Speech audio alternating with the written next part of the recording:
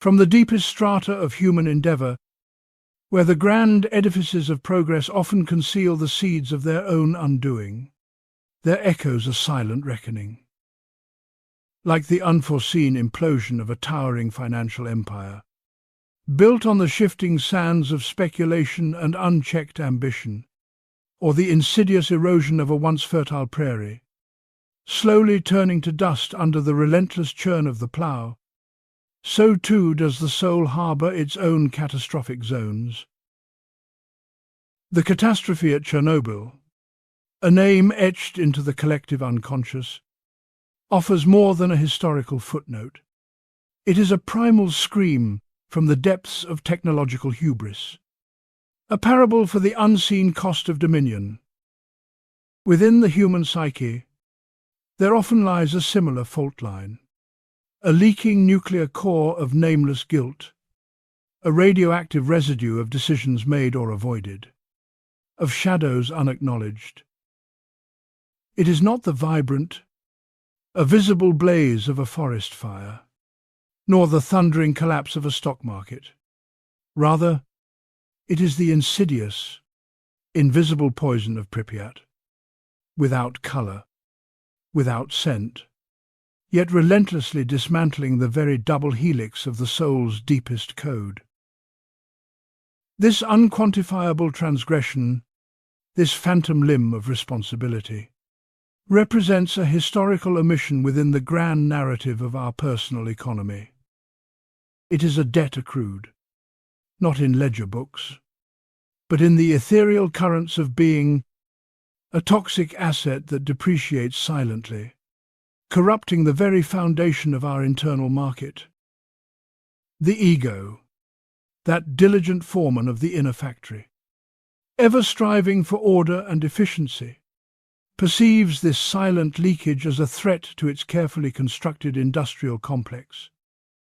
In its pursuit of pristine equilibrium, it endeavours to contain this existential fallout, to bury this radioactive past beneath layers of concrete and denial, the massive, unyielding blocks of repression.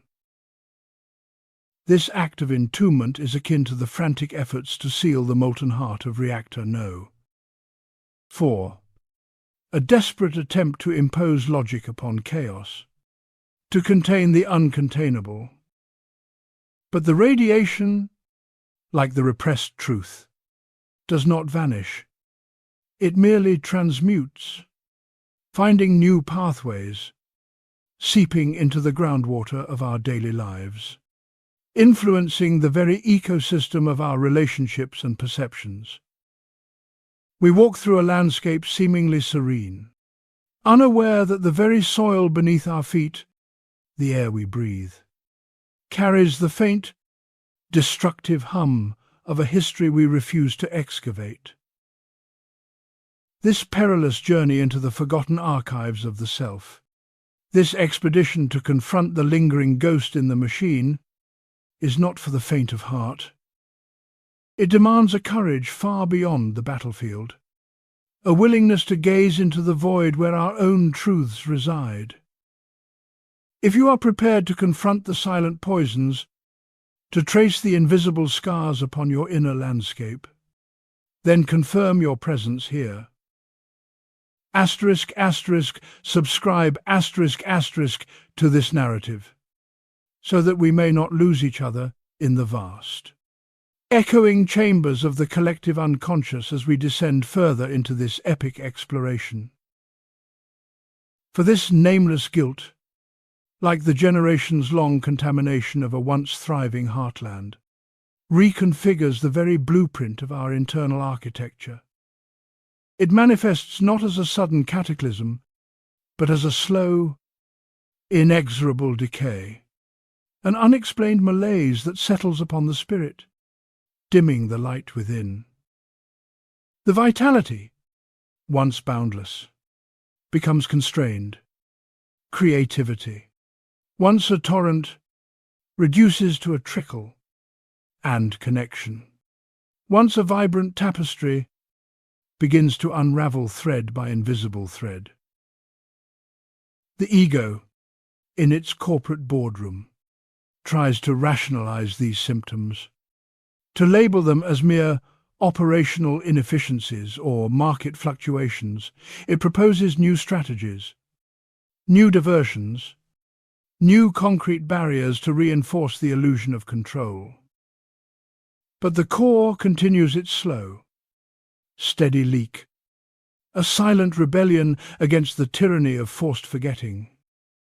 It is the unreconciled shadow of the American dream, the unspoken costs of expansion, the displaced indigenous populations, the exploited labor that built the gleaming cities, all buried under the asphalt of progress, but whose echoes still vibrate through the land.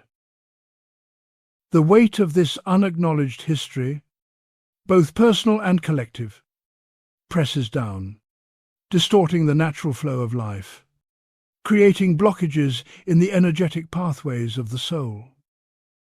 We become like a river dammed, its natural current interrupted, its waters growing stagnant in places, while others dry up entirely. The vitality that once coursed freely now seeks an escape, an outlet for the immense pressure building beneath the surface of conscious awareness. This pressure, this internal steam, builds until cracks appear in the façade, until the containment fails, leading to the inevitable, if often terrifying, eruption of what was suppressed. This pressure, this internal steam, builds until cracks appear in the façade, until the containment fails, leading to the inevitable, if often terrifying, eruption of what was suppressed. This is not merely a personal failing, a minor glitch in the machinery of daily life, but a seismic shift, a Great Depression of the spirit, where the seemingly robust infrastructure of the self buckles under the weight of its own hidden liabilities. The carefully constructed narratives of success, stability, and control, once the pillars of our internal economy, begin to crumble, revealing the precariousness of their foundations, built as they were on the sand of unacknowledged truths. When the psychological reactor finally breaches, the fallout is immediate and pervasive, though often misdiagnosed. It is the sudden, inexplicable wave of anxiety that sweeps through the consciousness, an unseen market crash in the neural pathways, where once stable emotional assets plummet in value.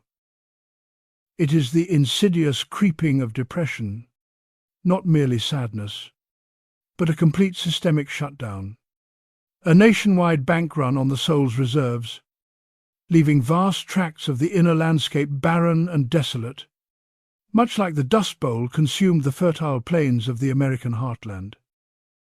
The very industries of joy and purpose, once operating at full capacity, suddenly grind to a halt.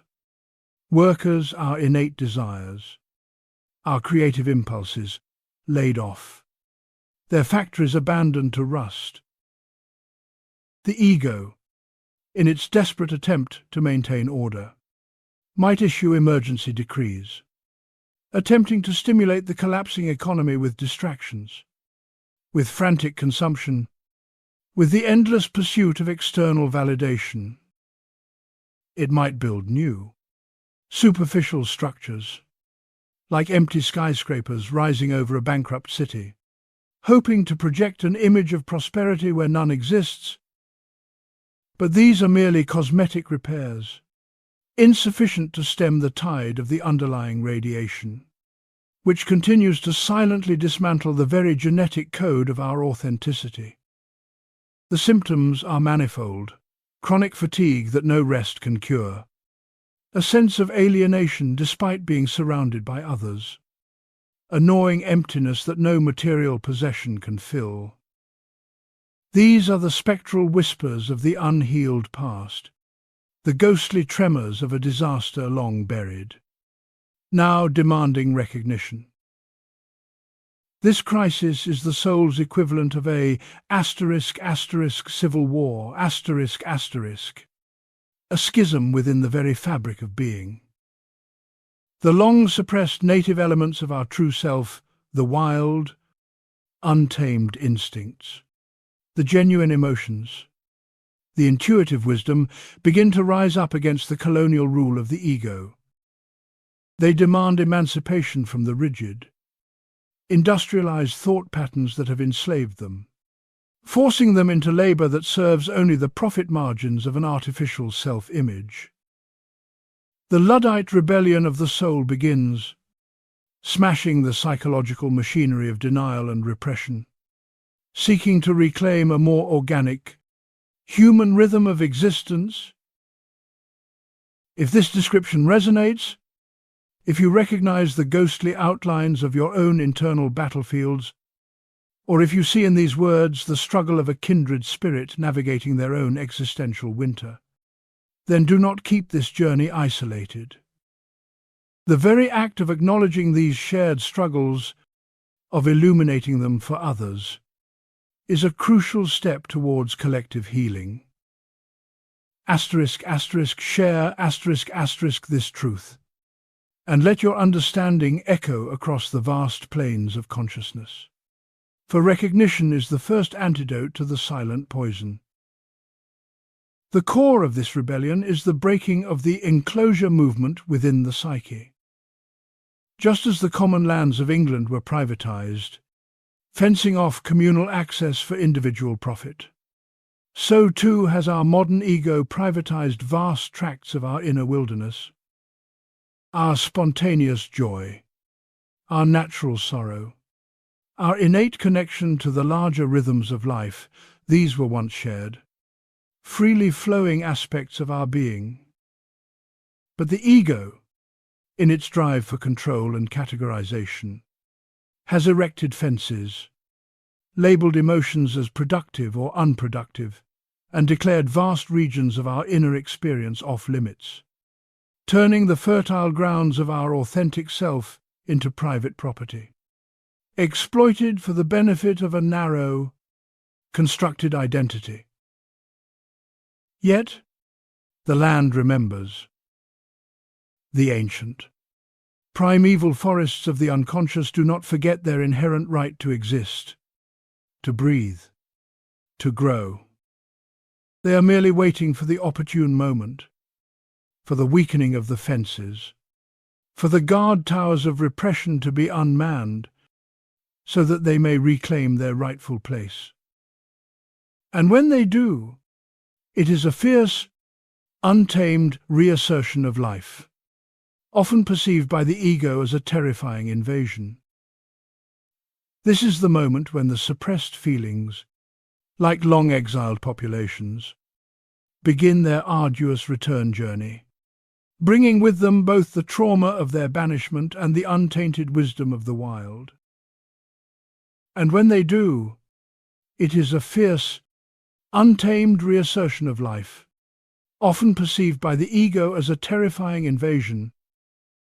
These returnees, long banished from the sunlit provinces of consciousness, emerge not as eager collaborators, but as a horde of barbarians at the gates, their faces grim with the trauma of their exile, their hands clutching the untamed wisdom of the wild that has been denied for so long. They are the nightmares that shatter the orderly sleep, the uncontrollable urges that defy all rational decrees, the flashes of memory that pierce the veil of convenient forgetting, the raw, unmediated emotions that flood the carefully constructed levees of composure. The ego, that entrenched imperial power, once so confident in its dominion, finds its meticulously patrolled borders suddenly porous, its supply lines of self-deception critically disrupted. The elegant clockwork of its daily routines begins to falter, gears grinding, cogs seizing, as the influx of raw, untamed experience overloads its processing capacity.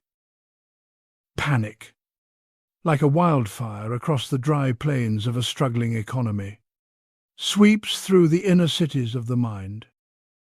The established institutions of self-control, once seemingly impregnable, are now revealed as mere facades, their foundations eroded by the persistent, unseen radiation from the core.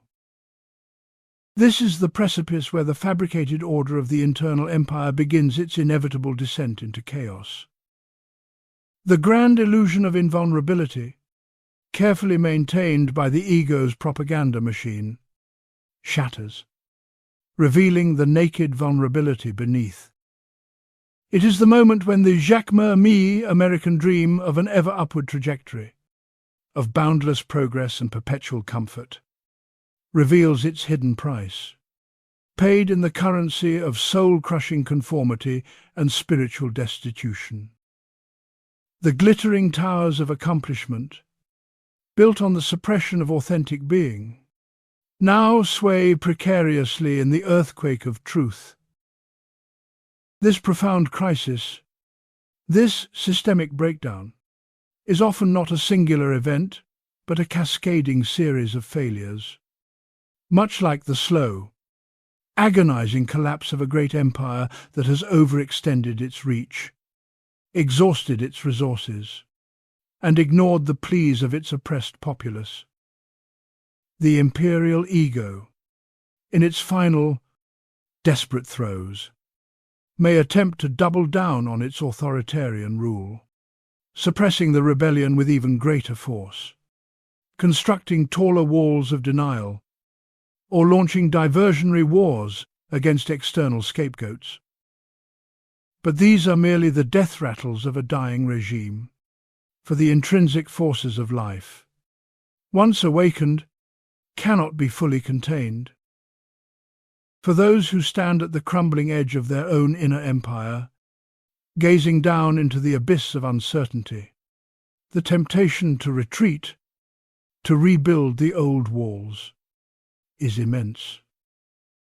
But to do so is to condemn oneself to a perpetual state of civil war, an endless cycle of suppression and rebellion.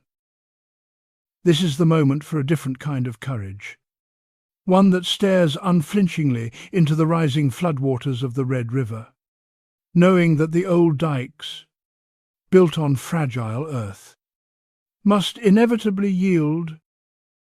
It is the courage to allow the old structures to be washed away, to embrace the fertile mud left behind, rather than clinging to the brittle, broken remnants of what once was. If you find yourself amidst this great unravelling, understanding that the only way forward is through the heart of the storm, then know that you are not alone in this epochal shift. This journey demands a profound commitment, a willingness to witness the dismantling of the familiar, to continue this profound exploration into the necessary collapse and subsequent rebirth, to navigate these treacherous waters with guidance. Subscribe, to this channel. Let us journey together, beyond the ruins of the old world, towards the fertile ground of the new. The initial shock of this internal deluge is often experienced as a profound disorientation, a loss of footing in a world that once seemed solid and predictable. The old maps, drawn by the ego, no longer make sense. The familiar landmarks have been submerged. What emerges from the depths, from the long-forgotten hold of the unconscious mind, are not merely memories, but elemental forces, archetypal beasts that once roamed the primordial landscapes of the collective human soul. These are the monsters under the bed made real, not external demons, but projections of our own unintegrated shadows, the raw power of instincts denied, the primal fear of the unknown. These are the gargantuan constructs of unworthiness, the ravenous maw of insatiable desire, the cold, calculating gaze of unresolved trauma, all given monstrous form by the very act of their repression. They are the shadows of the past, cast long and grotesque by the flickering light of a dying consciousnness. To confront them is to undertake the most perilous journey of all, a descent into the underworld of the self. A **nigredo *** stage where all that was precious and pristine must be allowed to decompose, to putrefy, to turn black.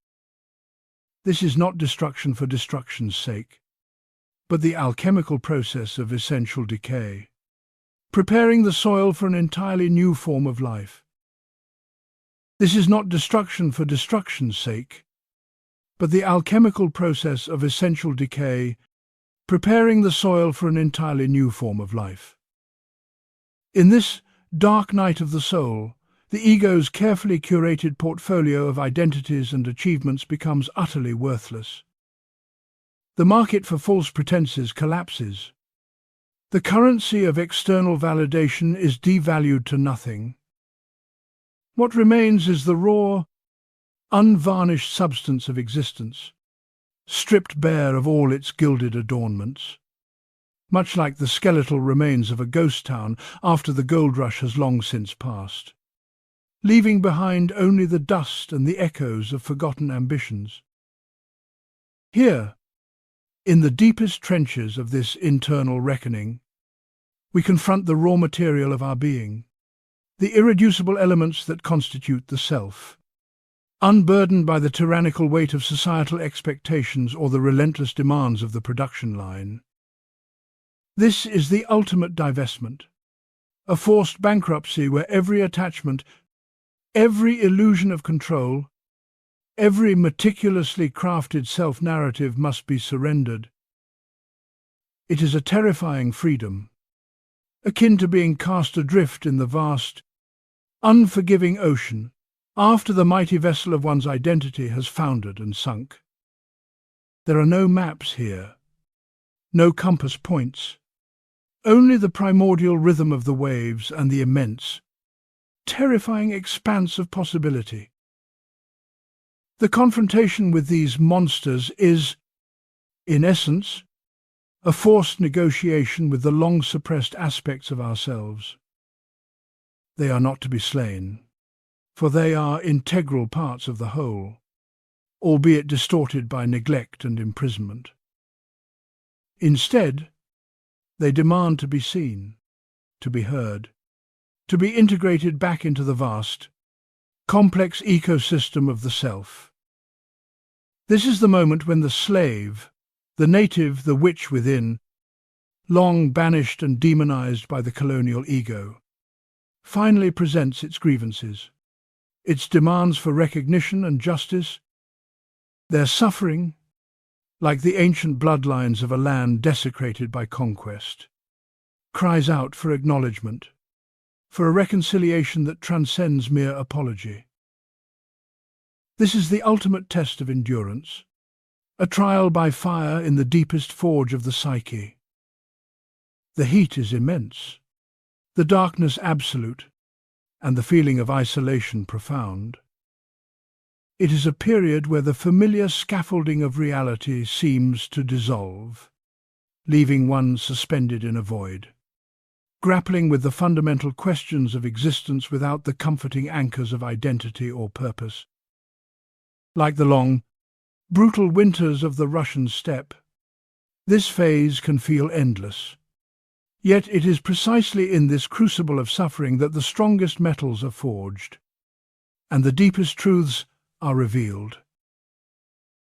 If you have journeyed this far into the heart of this internal winter, if these words resonate with the cold, raw truth of your own experience, then understand that this phase, though harrowing, is not a destination but a passage. It is the necessary demolition before reconstruction, the deep ploughing before the planting. In these moments of profound solitude and dismantling, the human spirit is often at its most vulnerable, yet also at its most potent, shedding the dead skin of its past. If this truth speaks to the silent struggles you or someone you know is enduring, if the weight of this invisible winter feels too heavy to bear alone, then let the shared light of understanding be a beacon.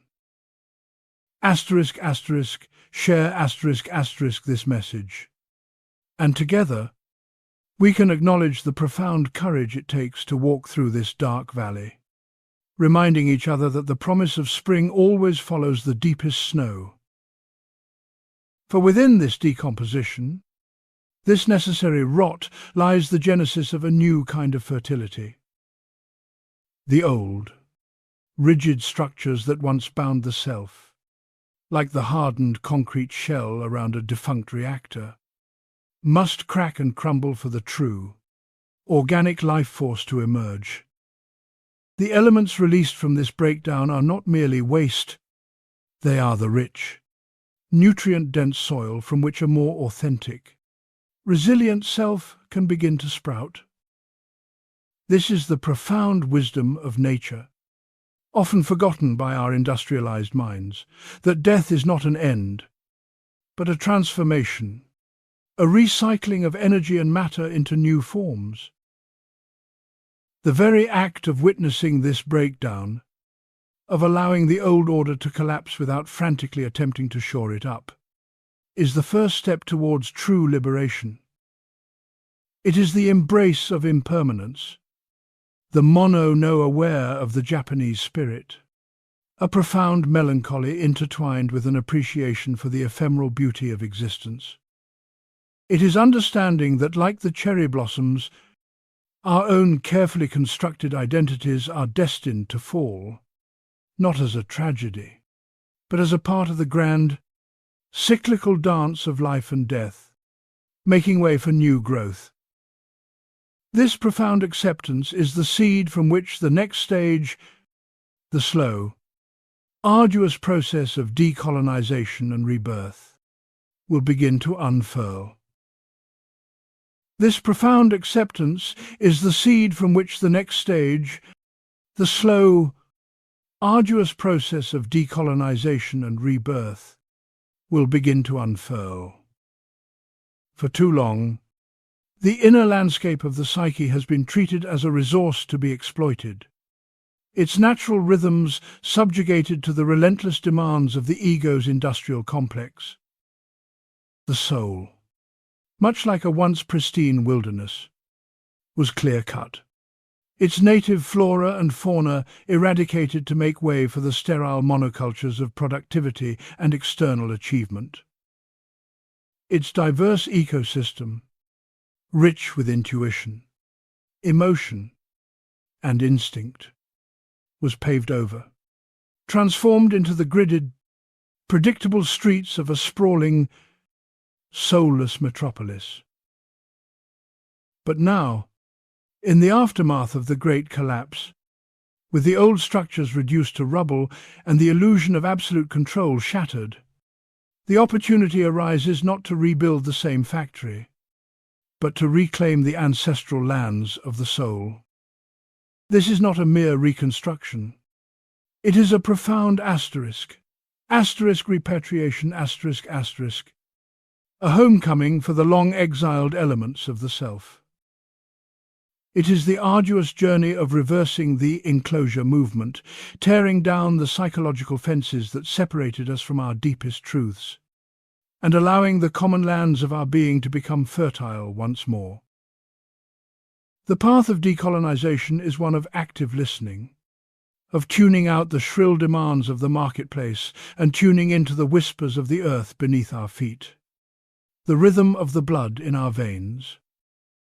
It is a conscious rejection of the machine as the sole arbiter of value, and a re-embracing of the weaver, the skilled craftsperson who understands the intrinsic worth of the material, the patient artistry of creation, the interconnectedness of every thread.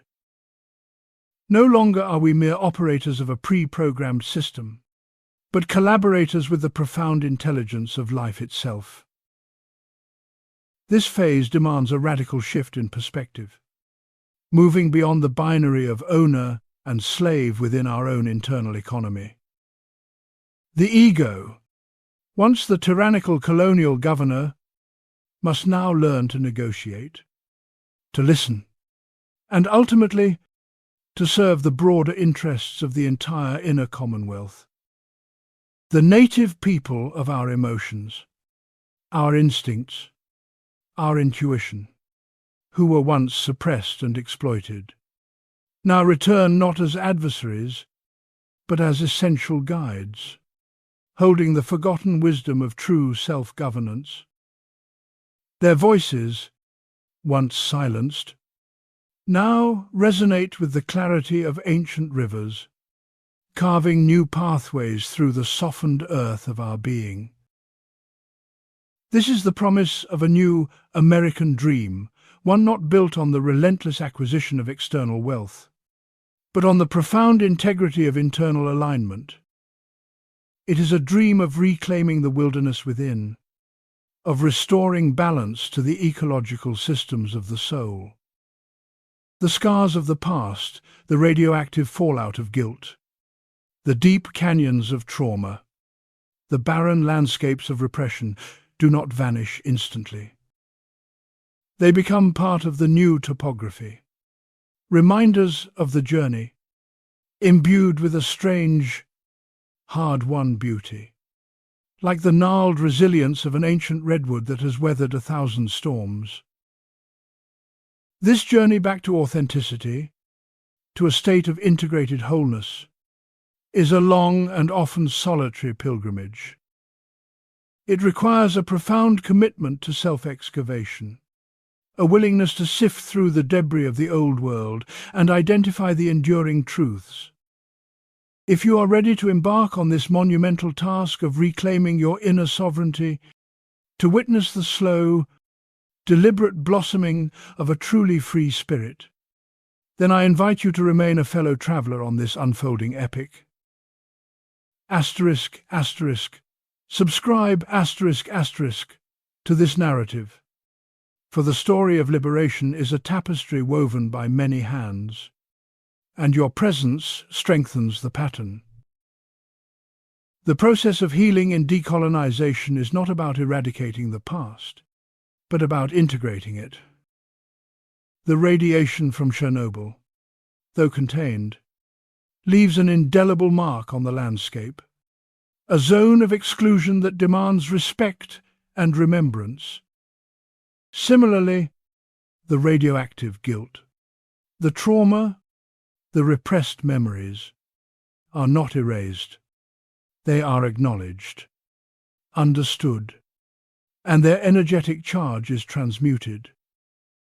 They become signposts, powerful lessons etched into the fabric of the soul, guiding us away from the destructive paths of the past. We learn to tend to our inner ecosystem with a reverence that was absent in the industrial age of the ego. We begin to differentiate between the essential needs of the soul and the manufactured desires imposed by an external consumerist culture.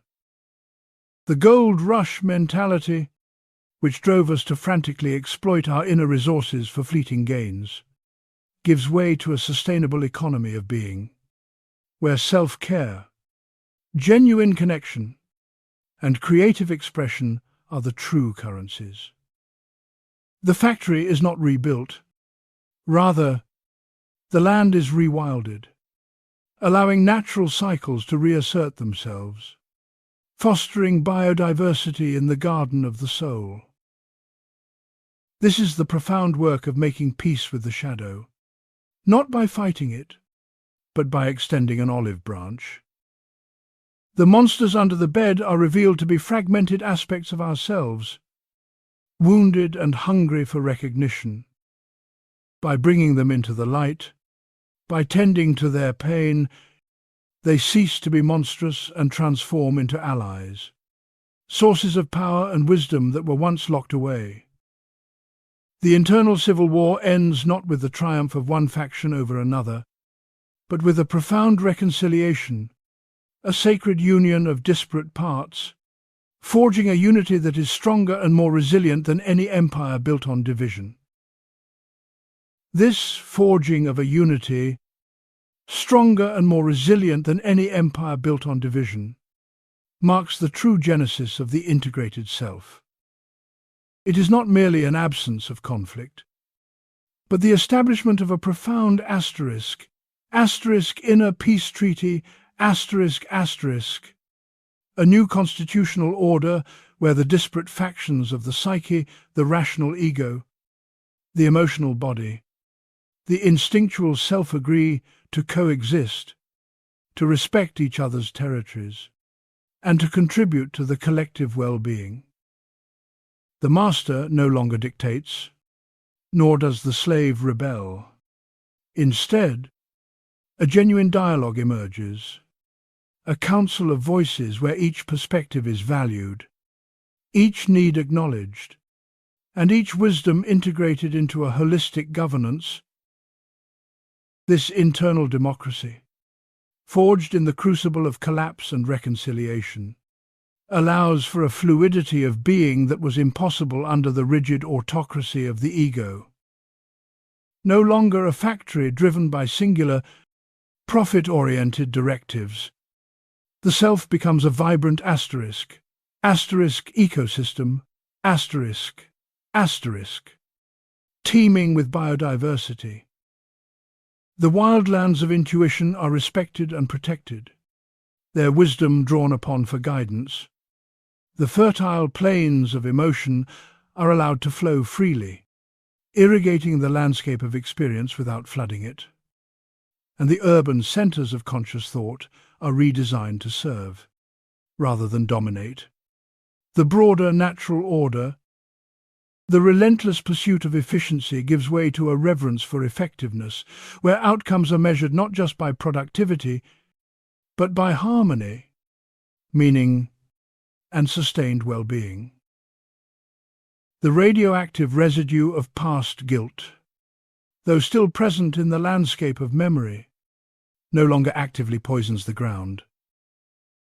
It transmutes into a profound wisdom, a cautionary tale etched into the very bedrock of our being.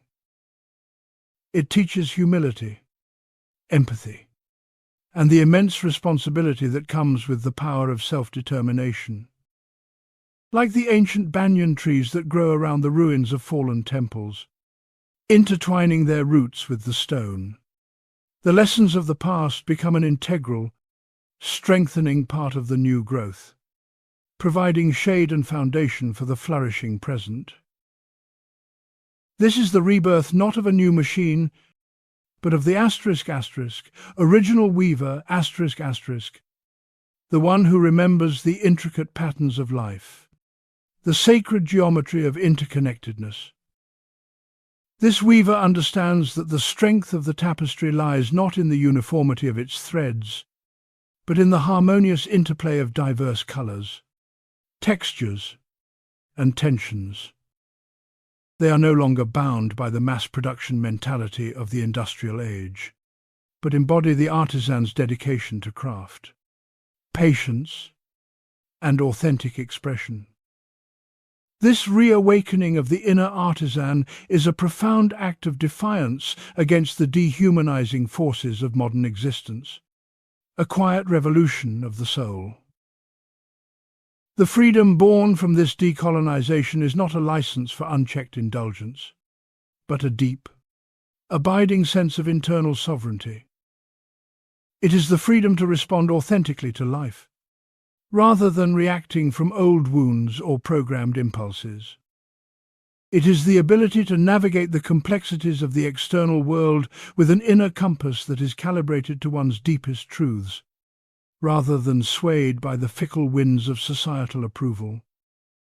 This hard-won liberation manifests as a quiet confidence, a profound resilience, and an unshakable connection to the wellspring of one's own vitality. This journey, from the silent corrosion of nameless guilt to the radiant blossoming of an integrated self, is perhaps the most heroic quest an individual can undertake in this fragmented age. It demands courage, patience, and an unwavering commitment to truth. If you have found resonance in these deep currents, If the narrative of personal liberation and societal re-evaluation stirs a profound chord within your own being, then this is an invitation to share this vital message. For in disseminating these truths, we do not merely inform, but we ignite sparks of awakening in others who may be lost in their own internal winters. Share this epic with those who seek a way out of the ruins. For collective understanding paves the path towards a more conscious future. The new landscape of the decolonized self is not a sterile utopia, but a vibrant, living territory, complete with its own seasons, its own weather patterns, its own challenges. There will still be moments of doubt, echoes of old fears, and the occasional tempest.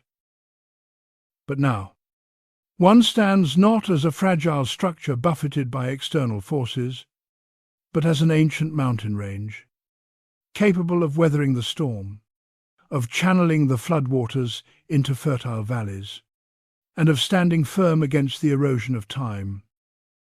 The inner core, once a source of silent destruction, now becomes a steady, contained source of power, fueling authentic living. This process, while deeply personal, also carries profound collective implications. For a society is merely the aggregated reflection of the individual souls that comprise it. When enough individuals embark on this journey of internal decolonization, shedding the inherited traumas and false narratives that have plagued humanity for millennia, then the very fabric of collective existence begins to shift. A new form of civilization, one built on empathy, integrity, and genuine connection, might finally begin to emerge from the ashes of the old. The seeds of this future are sown not in grand political manifestos, but in the quiet, courageous work of self-reclamation, one soul at a time. The path ahead is long, but the destination is a world reimagined, a human spirit unfettered, and a destiny reclaimed. The path ahead is long, but the destination is a world reimagined, a human spirit unfettered, and a destiny reclaimed. This reclaimed destiny is not a static endpoint, a gilded age of perpetual serenity, but rather a dynamic, living process, akin to the slow, deliberate cultivation of a thriving permaculture garden after years of industrial farming. The soil, once depleted by relentless monoculture and poisoned by chemical inputs, now breathes again, enriched by the composting of old beliefs and the careful tending of new, diverse forms of life. The unfettered spirit, having shed the heavy chains of a manufactured identity, no longer seeks to conquer or dominate, but to harmonize. It understands that true power lies not in the tyrannical control of external circumstances, but in the internal alignment with its deepest truths. This is the post-industrial soul, one that has dismantled the internal factory walls and allowed the rivers of intuition to flow freely, irrigating the landscape of consciousness. The frantic hum of productivity and efficiency is replaced by the rhythmic pulse of genuine engagement, a craftsmanship of living that prioritizes depth over speed, meaning over volume. In this new economy of the self, the currency is no longer external validation or material acquisition, but authentic expression, meaningful connection, The frantic gold rush for fleeting external successes gives way to the patient, sustainable mining of inner wisdom. Each act, each relationship, Each moment of creative endeavor becomes a conscious investment in the overall health of the inner ecosystem, yielding dividends not in monetary profit, but in profound fulfillment and resilience. The old metrics of success, once dictated by the Wall Street of the ego, are discarded, replaced by a qualitative assessment of inner richness and ecological balance. This radical shift in internal governance also redefines our relationship with the collective. No longer driven by the relentless, isolated pursuit of individual gain, the decolonized self naturally gravitates towards community, towards reciprocal relationships built on mutual respect and shared purpose. The artificial divisions, fostered by the ego's need for separation and hierarchy, begin to dissolve, revealing the underlying tapestry of interconnectedness that binds all beings. This is the genesis of a truly democratic consciousness, where the individual flourishes, not times despite times the collective, but times through times its healthy interaction with it. The echoes of the Chernobyl incident, the persistent hum of nameless guilt, do not vanish completely, but they are transformed. They become a constant, subtle reminder of the profound interconnectedness of action and consequence, a deep-seated ethical compass that guides future choices. The exclusion zone within the soul, once a place of fear and suppression, becomes a sacred space for remembrance and reflection, a source of hard-won wisdom that prevents a return to the destructive patterns of the past. It is the wisdom gained from witnessing the collapse of an empire, understanding the fragility of hubris, and valuing the delicate balance of life. This continuous process of tending to the decolonized self requires vigilance, like the farmers of the Mississippi Delta constantly watching the river levels, understanding that even after the floodwaters recede, the potential for new challenges remains. The old patterns, though weakened, can attempt to reassert themselves, like invasive species seeking to reclaim territory. Therefore, the work of self-awareness, of conscious choice, and of nurturing the nascent shoots of authenticity is an ongoing commitment, a daily practice of gardening the soul. For those who feel the deep resonance of this journey, who recognize the profound liberation inherent in shedding the weight of the past and embracing an authentic future, your continued presence is a vital thread in this grand tapestry. This is not merely a story to be heard, but a living philosophy to be embodied. If you have been touched by these truths, if they illuminate a path forward in your own epic, then join this unfolding narrative. Subscribe to this channel and become an active participant in the collective reweaving of humanity's destiny. For the deepest transformation begins within. The beauty of this reclaimed destiny lies in its inherent imperfection.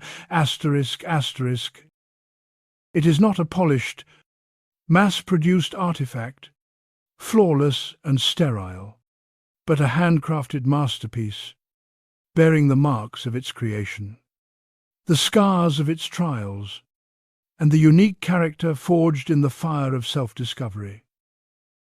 These imperfections, once sources of shame and concealment under the ego's regime, now become badges of honor, testament to a life authentically lived, with all its complexities, contradictions, and profound lessons. It is the rugged individualism of the American pioneer, but reimagined, where the frontier is not external land to be conquered, but the vast, unexplored territory of the self to be respectfully settled and nurtured. This resettlement involves a fundamental shift from the logic of the machine to the wisdom of the earth. We learn to trust the intrinsic intelligence of our bodies, the subtle signals of our emotions, and the profound guidance of our dreams. The language of the self that was long dismissed as irrational noise by the industrial mind. The cold, metallic efficiency of the clockwork is replaced by the warm, rhythmic pulse of the biological. The cyclical ebb and flow of life, mirroring the turning of seasons and the tides of the ocean. This profound shift, mirroring the turning of seasons and the tides of the ocean, fundamentally alters the internal supply chain, of meaning and purpose. No longer do we operate on a finite, extractive model, relentlessly consuming external resources, be it validation, attention, or material wealth, to fuel an insatiable ego machine. Instead, we cultivate a circular economy of the soul, where energy is generated internally through authentic living, where experiences are composted into wisdom, and where the self becomes a self-sustaining ecosystem, capable of regenerating its own vitality. This is a profound departure from the boom and bust cycles of the old internal market, offering a steady, sustainable flow of well-being. The manifest destiny of the ego, which once drove us to conquer and colonize every inner and outer frontier, giving rise to countless ghost towns of abandoned dreams and relationships along the way, is replaced by a philosophy of ecological stewardship, We learn to inhabit our internal landscape with reverence, understanding that every thought, every emotion, every action has an impact on the delicate balance of our being.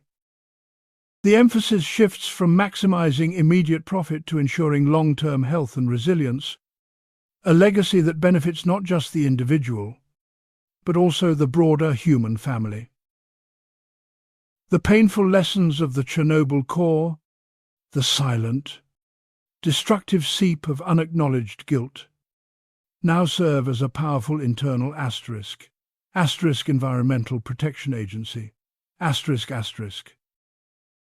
It stands as a constant reminder of the catastrophic consequences of technological arrogance unchecked by wisdom, of ambition untempered by ethics. It cultivates a profound respect for the unseen forces, for the deep currents that govern not only the physical world, but also the intricate web of the psyche. This awareness breeds caution, not paralysis. A mindful engagement with life that recognizes the inherent power and fragility of existence. In this state of integration, the individual no longer perceives themselves as a solitary island, cut off from the vast ocean of collective humanity. The fences of separation, erected by the ego in its fear of vulnerability, begin to dissolve. We realize that our personal story of decolonization and rebirth is but one thread in the grand, interwoven tapestry of human experience. Our struggles, our triumphs, our moments of profound insight, these are not isolated events, but resonant frequencies that echo across the collective unconscious, offering guidance and solace to others on their own arduous journeys. This is the very essence of the promised land, not a geographical location, nor a static state of bliss, but the ongoing, dynamic process of becoming fully human, fully alive, in an authentic and integrated way. It is a state where the Ronin, masterless samurai of the soul, once adrift and disoriented, finally finds its true purpose, not in serving an external lord, but in embodying its own inherent code of honor and wisdom. The fragmented shards of self, once scattered and lost, are now painstakingly gathered and reforged into a mosaic of profound beauty and strength. If this vision of a reclaimed self, of an integrated existence, ignites a spark of hope within you, or illuminates the path for someone you know who is navigating the ruins of their own inner empire, then the time has come to extend this narrative beyond the confines of solitude. The collective journey towards a more conscious future demands shared understanding and mutual support. Share this epic with those who are ready to dismantle their own internal factories of illusion. For in sharing wisdom, we amplify its power to transform. The ultimate achievement of this journey is not the elimination of shadows, for shadows are an intrinsic part of light, but the ability to dance with them. The monsters from the underworld are no longer terrifying adversaries, but integrated aspects of our complete being, their raw power transmuted into creative energy, their forgotten wisdom now accessible. This is the profound reconciliation of the blood and the steel, the instinctual and the rational, the wild and the cultivated. It is the emergence of a holistic identity,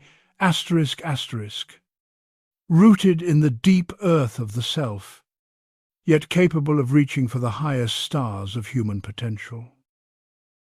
This newly integrated being operates from a place of profound inner authority, not the external, coercive authority of the ego's dominion, but the organic, gravitational pull of authentic presence. Decisions are no longer made from a place of fear or external pressure, but from a deep wellspring of intuitive clarity and ethical alignment. This is the individual as a sovereign nation, self-governing and self-regulating, participating in the global community of humanity, not from a position of need or deficit, but from a position of inherent wholeness and strength. The story of the decolonized soul is an ongoing saga, a continuous unfolding. It is the grand narrative of human evolution playing out within the microcosm of individual consciousness. The ruins of the old empire may still stand, weathered and silent, but around them a new forest grows, vibrant and resilient, drawing sustenance from the very decay of what came before.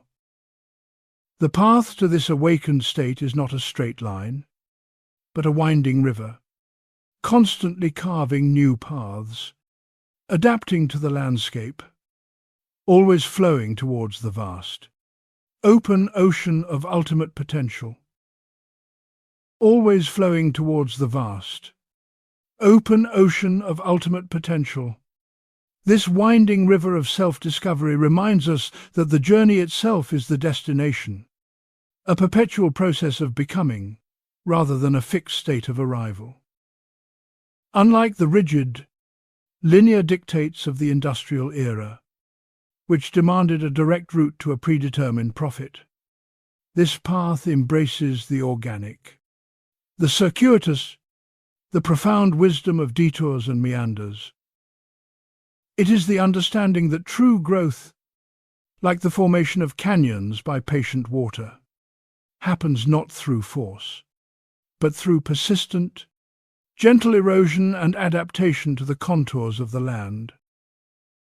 The quest for internal sovereignty, then, is not the pursuit of a flawless, pristine self, untouched by the dust of life's trials. Such an ideal is merely another artifact of the ego's sterile factory, an unattainable perfection that only breeds despair. Instead, the liberated self is akin to an ancient, weathered homestead in the heart of the American West, bearing the marks of every storm, every drought, every hard-won harvest. Its timber might be gnarled, its paint peeling, but within its walls resides the rich legacy of resilience, the quiet strength of having endured, and the profound wisdom gleaned from a life lived authentically on one's own terms. This wisdom is not found in textbooks or corporate manuals, but in the intimate, sensory experience of living, the smell of rain on dry earth, the ache of a body that has toiled honestly, the quiet joy of a shared meal. It is the return to the fundamental, elemental truths that were paved over by the relentless march of progress, the kind of inherent knowledge that defined the early pioneers before the land was parcelled out and commodified. The true wealth accumulated here is not measured in dollars, but in moments of genuine presence, acts of courageous vulnerability, and the profound, untamed beauty of being. The phantom radiation of past transgressions, that silent Chernobyl in the soul, now serves as a kind of internal asterisk, historical archive, asterisk. It reminds us not to repeat the hubris of the past, the blind pursuit of power and control without a corresponding reverence for life. It cultivates an inner environmental ethic, teaching us to tend to our psychic resources with care, to regenerate rather than deplete, and to honor the delicate balance of our emotional and spiritual ecosystems. This is the ultimate lesson of the fall of empires, both external and internal, that true strength lies not in domination, but in sustainable harmony, in a reciprocal relationship with all facets of existence.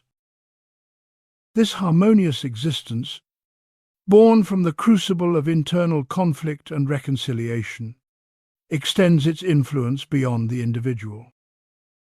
It ripples outward, touching the lives of others, inspiring a subtle but powerful shift in the collective consciousness. When one individual chooses to dismantle their inner colonial structures to reclaim their authentic self, they become a living beacon, a testament to the possibility of a different way of being in the world. They embody a silent revolution, demonstrating that the pursuit of external power can be supplanted by the cultivation of internal freedom, a freedom far more enduring than any fleeting material gain. For those who have walked this winding path, who have witnessed the collapse of their own inner empires and are now tending to the fertile ground of their rebirth, the journey continues. It is a lifelong commitment to the art of self-stewardship, a continuous process of weeding out the old, planting the new, and nurturing the wild, untamed spirit within.